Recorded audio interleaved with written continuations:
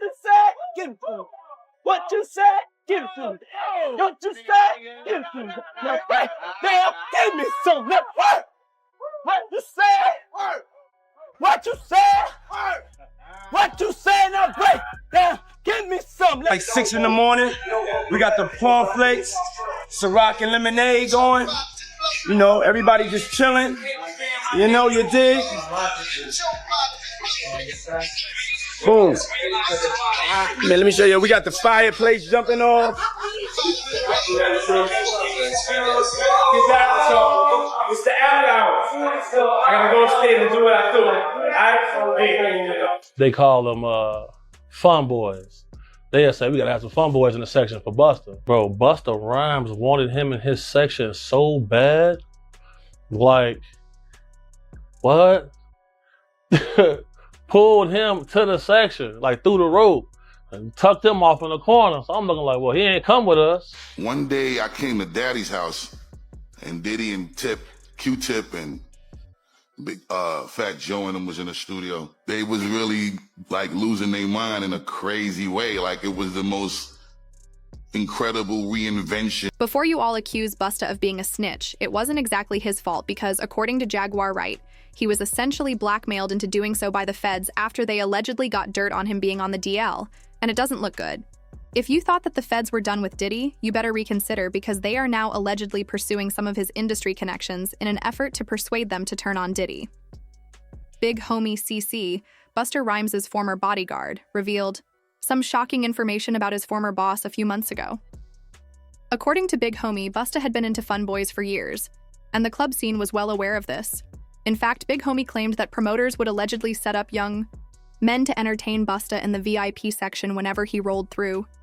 Now, things have gotten even messier.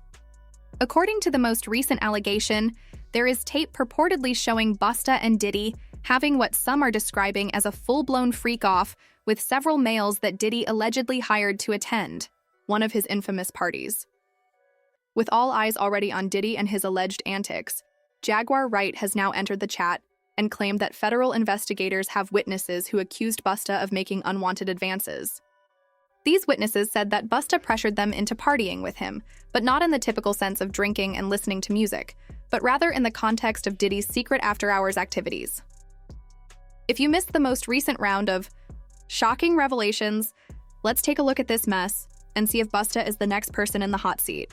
Big Buddy, Busta Rhymes' old bodyguard CC recently sat down for an interview on the art of dialogue and made some serious accusations.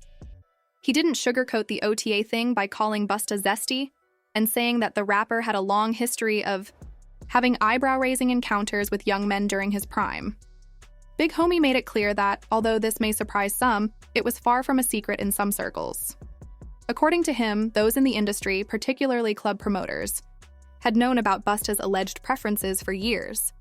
When he was scheduled to appear at a party or event, promoters allegedly made sure everything was set up to his liking, which included having a selection of attractive young men waiting in the VIP section to keep him entertained for the evening.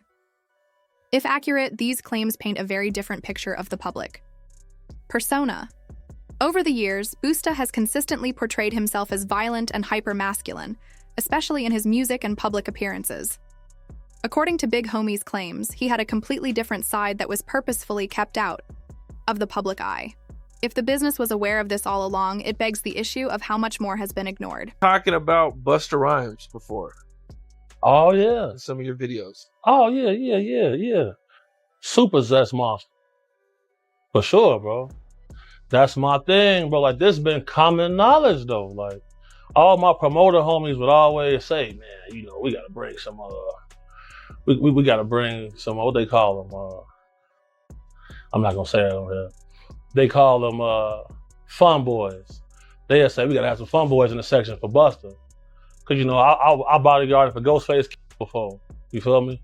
And being around him, you hear things, you feel me? I'm like, damn.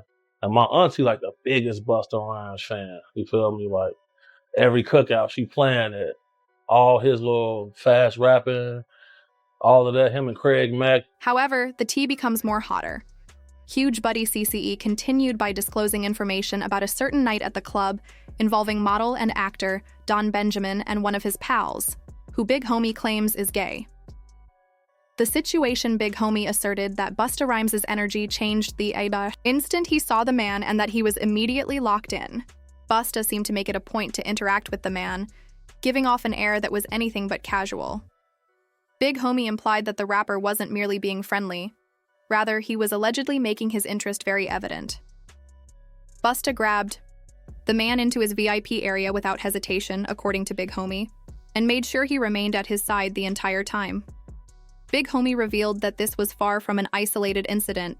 In fact, he claimed that it was a well-known routine anytime Busta hit up the club. Promoters allegedly knew exactly what to do. They would find the most attractive young men in the building and send them straight to his section once Busta had his sights set on someone. Busta was all over the man, keeping him close the entire night and making it clear he wasn't going to let this one slip away. I'm out with a group of people. At this time, I was with Don Benjamin. You familiar with him? No, never heard of him. Model dude, like a model guy. He be doing like some rapping and stuff. His name Don Benjamin. I'm out with Don Benjamin. And the club we ended up going to, Busta Rhymes in there. So it was a little lawyer guy that was with us. And the little lawyer guy we was with, you know, he was a gay dude, super cool, feel me, good guy. Bro, Busta Rhymes wanted him in his section so bad. Like, what? Pulled him to the section, like through the rope, and tucked him off in the corner. So I'm looking like, well, he ain't come with us.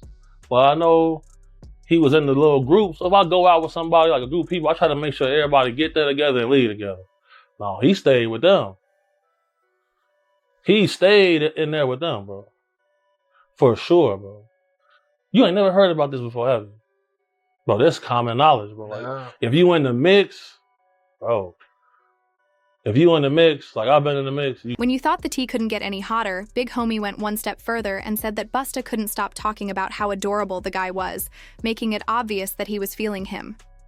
Big Homie also said that once Busta had him in his VIP area, there was no way he was going to let him go. Busta was nearly glued to the man's side the entire time, making sure he remained in one spot at all times.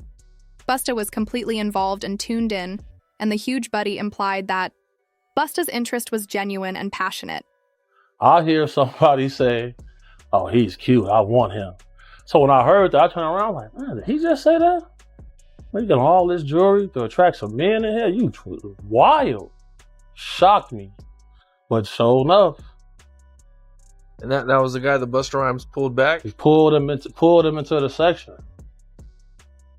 Pulled him into the section, and then they walled him off like this man. I'm like, damn. And that little dude was so happy. He couldn't believe that. He was shocked. Big Homie wasn't done leaking. He said that most people in the industry had known about Busta's preferences for more than 10 years. When asked why no one had ever called him out, Big Homie gave the straightforward explanation that everyone wanted access to the exclusive VIP section because, in his opinion, being in Busta's circle came with benefits, and many people were willing to keep quiet just to maintain that access. Then, Big Homie revealed something even more shocking. He claimed that Busta had a lengthy history of snapping at women, a pattern that somehow went unnoticed. While Busta's violent outbursts toward men were well documented, his behavior toward women seemed to go unnoticed. Big Homie suggested that there might be a deeper reason for this, suggesting that Busta, like many men who live on the down low, may be harboring some resentment toward women. Big Homie implied that Busta's purported behavior toward women might not be a coincidence, but rather a sign of something much more serious. Has it been like this known about Busta Rhymes? Well, I knew about this like in 2012. I knew about this in 2012. How come you think nobody else speaks up on it or says anything? Because, bro, these people admire these people so much.